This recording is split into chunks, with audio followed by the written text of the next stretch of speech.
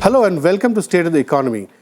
The last few weeks, about a month and a half, 2 months, Indian markets have been shaken by events outside of India, events in Greece and more recently in China. The Chinese markets, stock market, declined precipitously and it lost $3 trillion in a matter of just 4 or 5 weeks.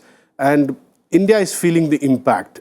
India is not insulated from events around the world. Now, we all know that, but what is the likely outcome for emerging markets and India in the next 1 year following the crisis in China and the continuing uncertainty in the Eurozone? To discuss that, we have with us Dr. Sanjaya Baru, Senior Fellow at the Center for Policy Research, as also a Director at the International Institute of Strategic Studies. He is an expert on geoeconomics and he does study how events outside of India would generally impact on India. Welcome to our show, Dr. Sanjaya Baru. Now, how do you read events in Eurozone and then in China? China is worrying a lot of other Asian economies who are so integrated with the Chinese economy. The Indonesian Vice President made a statement 4 or 5 days ago saying he's more worried about what's happening in China than in Greece. We've not particularly seen any articulation of this coming from an Indian cabinet minister or a policy maker. How do you see all this impacting India over the next 1 year? Well, I am concerned about the world economy. The only rays of hope, in fact, in the world economy as of now are the United States and India, which are doing relatively well compared to others. But one doesn't know how things will pan out even for the US and India. The Eurozone remains in trouble despite the solution they found or they're trying to find to the crisis created by Greece's default. China has had a problem with mounting unutilized capacity. There's a real estate bubble in China developing. There's a banking sector problem in China. Overall economic growth is slowing down. And the BRICS countries also. I mean, after all, Russia is an oil exporting country, and oil prices, if anything, are only further going BRICS down. countries are in a recession, some of them. Brazil and Russia. Brazil has been in a recession. So, apart from India and the United States, the rest of the world doesn't look very promising. And your question is, how would this impact India? Well, I think... No, I'm asking you this because there's a survey in Business Standard published yesterday on the front page, a global survey actually, and it says that it has spoken to some over 10,000 manufacturers across emerging markets, BRICS countries, and it actually says that confidence is at its lowest since 2009, and that includes India, and in Brazil, and in Russia, and in China. So that's right. So, I can understand why the confidence is low in Europe. I can understand why the confidence is low in China.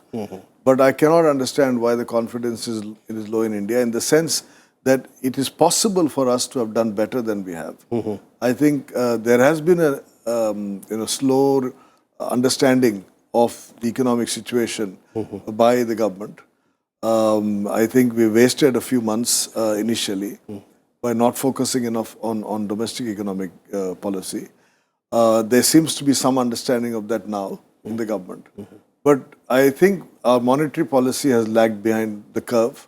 And the whole business of ease of doing business, we have not moved fast enough. Preoccupation at home remains with politics. There isn't enough focus on the economy. Sanjay, I want to again come back to the impact that events outside of India have on our economy. Correct me if I'm wrong, in the last 2 years of UPA, because of UPA's unpopularity, which had really peaked in 2013, nobody was really willing to believe at that time that a good part of the reason why our economy had really slowed was also global. And everything was blamed on policy paralysis.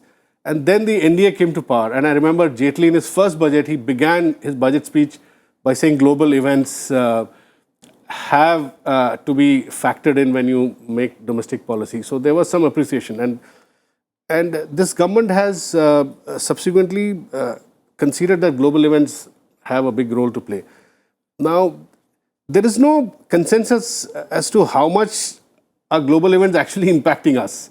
For instance, even today, after the Chinese market crash, and China could be really slowing down, that's what Western analysts are saying, and slowing down pretty sharply. So what impact would it have on India? We still seem to have an ostrich-like attitude saying if China goes down, India will do better. That's what a lot of Indian analysts sitting in Bombay are saying. So do you subscribe to this ostrich-like attitude and this, some would even say, wishful thinking? No, first of all, I mean, I have always believed that our external exposure is much less compared to that of China or other emerging markets. And therefore, it is true that what happens in the rest of the world does not have to impact India as much as it does the others. I mean, after all, our share of world trade is still around 2%. And the share of trade in our national income is still not as high as in the case of many emerging economies. But if you add import and export, it is still about 45%, yeah, right? But that's import is mainly oil. Of GDP, right? Yeah, but still, import is mainly oil. I mean, if you remove oil, non-oil imports and exports, trade is important for India and certainly more important than in the past. But I think the Indian economy can do well despite a global crisis, provided at home we are pursuing the right sort of policies. The fact is that in the period after 2008, 2009, there was a global slowdown. It did affect India, but there's no denying that the impact on India was made worse by the fact that after 2010, we pursued policies which hurt investors. And it's not just foreign investors, I'm talking of Indian investors. There has been a flight of capital out of India in 2012, 2013. I think there was a hope that after the new government came in 2014, that would get reversed. But we still do not see enough evidence of a reversal of that. I think there is still a wait and watch attitude about India. There's been some improvement in investment, but not enough. And I think the reason for that still remains essentially domestic. I mean, the international factors do impact India. There's no question about it. But if anything, the international factors, the positive factors like the fall in oil prices may have at best neutralized the negative factors in terms of fall in trade growth, etc. But at the end of the day, India can still do better if it gets its domestic act together. So what do you think are the 3-4 key things that say Narendra Modi and Prime Minister Modi and Finance Minister Jaitley need to take care of to insulate India as far as possible from the global headwinds, as it were? Well, I think first and foremost, monetary and fiscal policy must be supportive of new investment. I think our monetary policy has been slow in that direction. And as far as fiscal policy is concerned, there also, I think we've sent mixed signals whether we want to go in for fiscal consolidation, fiscal stabilization, or we want to actually offer fiscal stimulus. Actually, you're right. There are a lot of analysts now saying that the slowdown from January to now, this year, is because government spending really slowed down. And then there's a view coming that government spending needs to be increased. I mean, just to give you one example. In fact, I'm told that NREGA, Ministry of Rural Development, has been instructed to start spending on MNREGA schemes like that. Yeah, and to give you another example, you take defense expenditure. Many people thought that this was a sector in which Make in India would really take off because our defense needs are very high. But if you look at the situation on the ground, we have not yet moved fast enough to convert defense spending into a demand-stimulating, manufacture sector stimulating, domestic production stimulating process. We still import, and in fact, if anything, actually we still don't have a policy on offsets, which government said would be out by March. That's right. March end, right? Early April.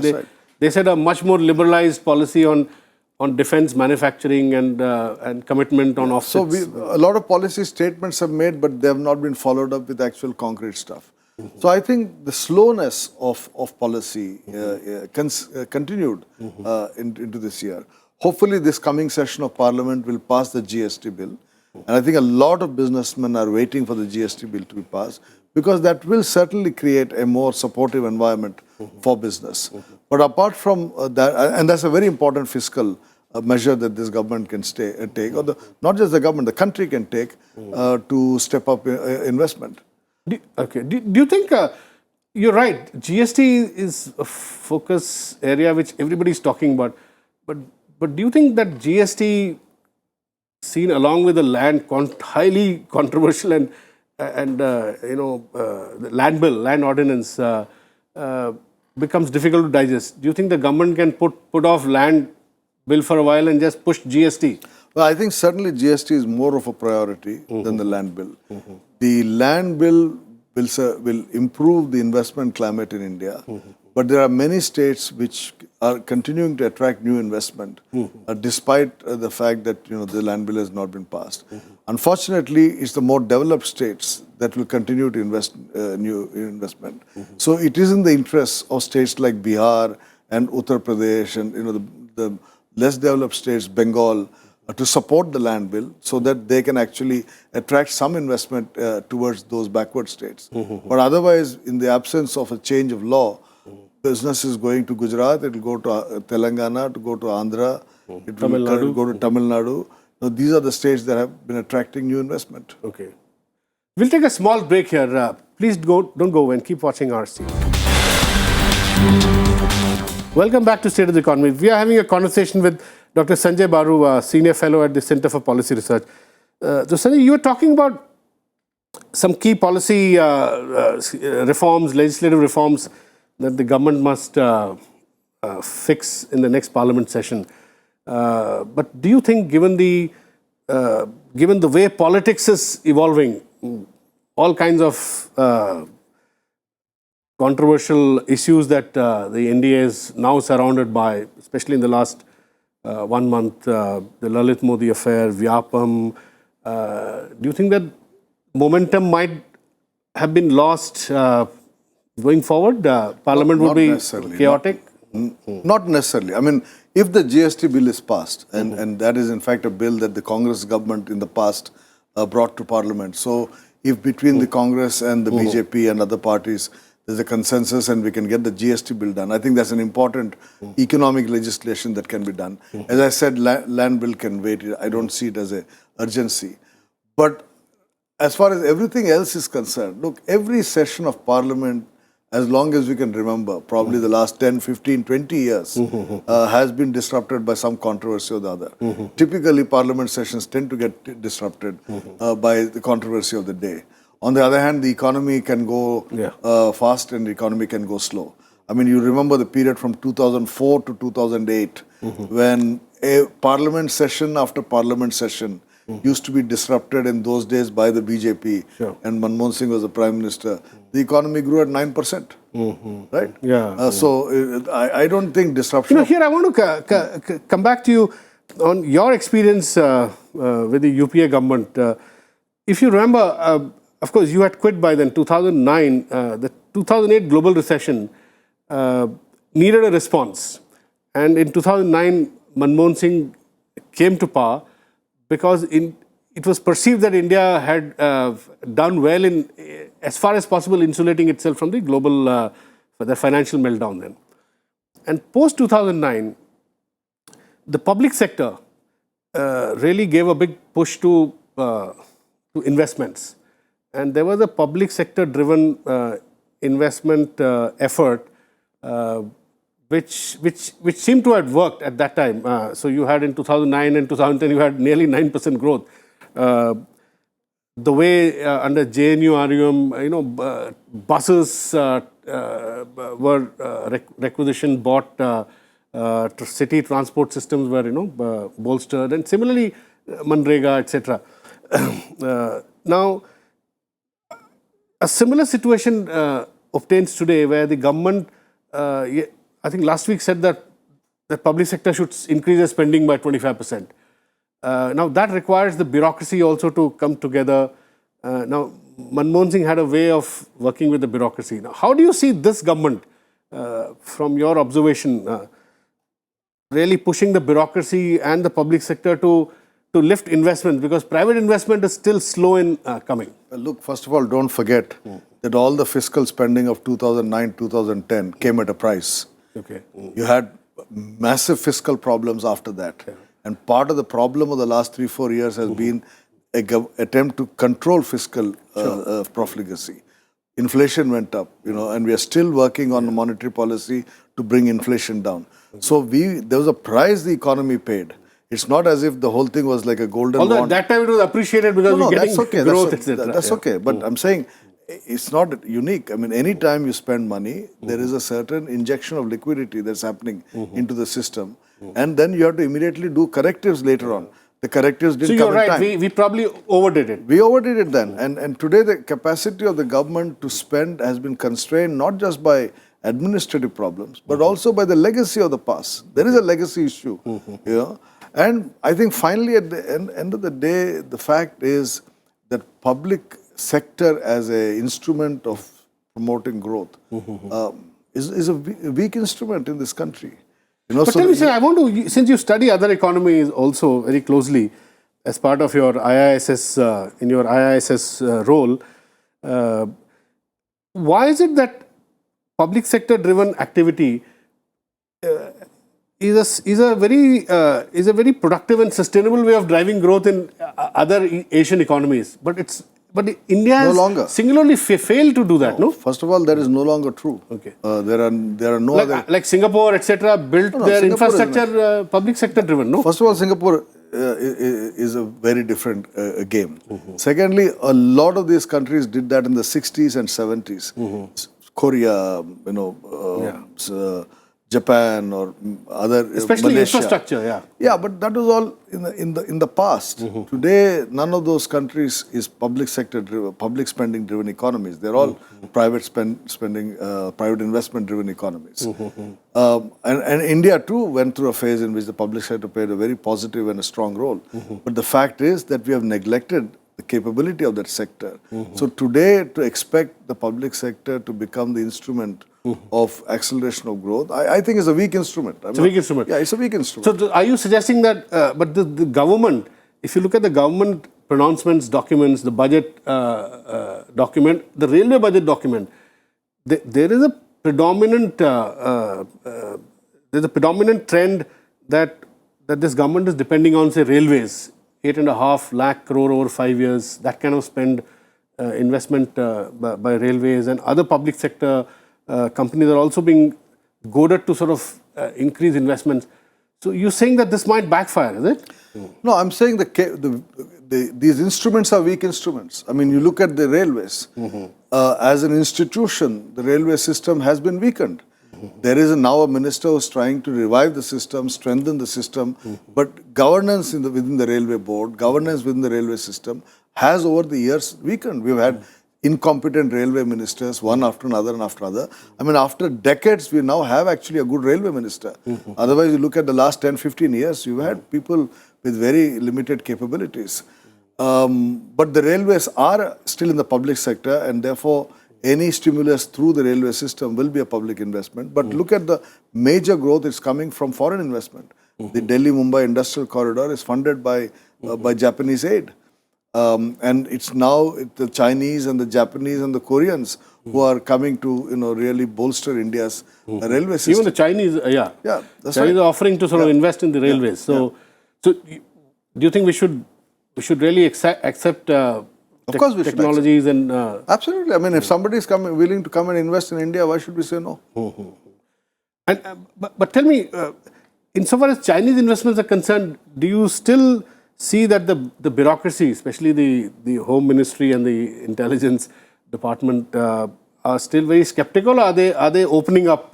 No, I think there is a opening up. First of all, the skepticism is related more to the security-related sectors. That's what I'm hinting at. Like telecommunication. But, infrastructure is not that sensitive. Okay. And certainly, I think our message to China has been to come and invest in India. And do you think that the Chinese are faster and quicker in implementing projects, bringing in money by cutting through their bureaucracies than, say, Japan, because Japanese have also committed a lot of funds to our infrastructure development, right? So how do you see these two, the promises from Japan and China playing out? Well, actually, yeah, that's a very good point. Japan has been a slow mover. And in fact, in the 1990s, Japan was overtaken by Korea. Korea was nowhere as an investor in India in 1990 compared to Japan. But by 2000, Korea had arrived in India. And today, that may well happen with Chinese companies if the Japanese don't move fast. You think Chinese could overtake Japan? Well, I think the Japanese are now moving. I would not say they are no longer moving. I think there's been a lot of... but as fast as you think they should? Well, they have been moving. Let's not ignore the amount of traffic between Tokyo and New Delhi in the last 1 year. The Japanese Bank for Investment Cooperation has been JBIC has been cooperative. Have been active. A lot of Japanese companies are there in Tamil Nadu, in Andhra Pradesh, in Gujarat. You know, as I said, there are certain states in India which are attractive to investors, and they will continue to attract investment. Okay. And how much do you think, Sanjay, today India is dependent on, say, foreign savings to drive its infrastructure, like Japan, China, Europe, and the US? Because there is a fund constraint also, right? So. No, I wouldn't say there's a fund constraint. There is a gap between our investment needs and our savings at the moment. That gap can be easily filled with foreign savings, and that has happened in the past. I think the overall problem for India is that between 2009 and 2014, gross investment has come down. If you look at overall investment... Even the savings rate has dropped by about 4.5%, 5%. Yeah, and investment rate both have come down. And therefore, the challenge is to really push the investment rate up. To the extent that you can do that through public investment, one should do it. But I have said that it's a weak instrument. And therefore, at the end of the day, we need to make it easier for businessmen to invest in India so that private investment also pushes up. And as investment goes up, savings will also go up. I mean, I believe that savings follows investment. Savings does not lead investment, but it follows investment. Okay.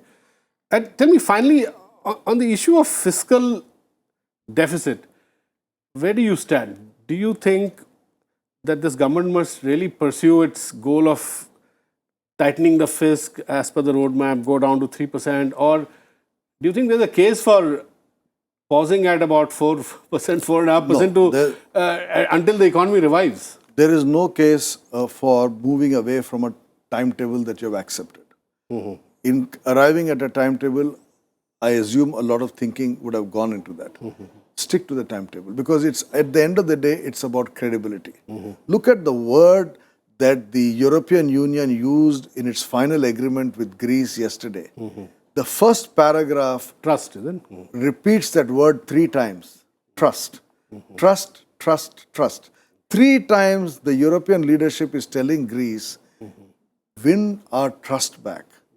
When you lose the trust, that is an extremely important idea in economics. I think India has, in the last few years, lost trust of investors with a lot of things that were done, particularly after 2012. And we need to regain that trust. This government has taken some steps to regain some of the trust, but we should not do anything that will hurt investor sentiment or investor trust. And trust is an extremely important word. Therefore, sticking to your fiscal stabilization path is important to retain investor trust. So trust is the key word. Thank you very much, Dr. Sanjaya Baru, for talking to us. That's all we have in this edition of State of the Economy. We'll be back with you next week. Thanks for watching.